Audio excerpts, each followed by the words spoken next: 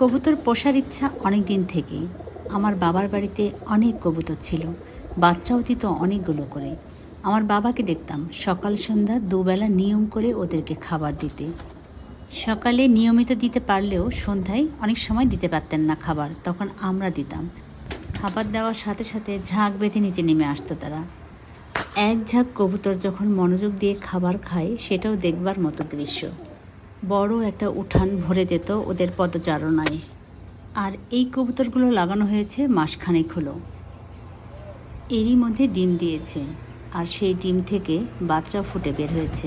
কিন্তু বাচ্চাগুলো মারা গেছে। জানেন কেন মারা গেল? বোঝা গেল না। মাঝে প্রচণ্ড গরম ছিল, হয়তো সেই গরম সহ্য করতে পারেনি। এখানে কি আরও কিছু দিতে হবে, মানে ডালা বা অন্য কিছু, যেখানে বাচ্চাগুলো সুরক্ষিত থাকবে? আপনাদের জানা থাকলে জানাবেন তো।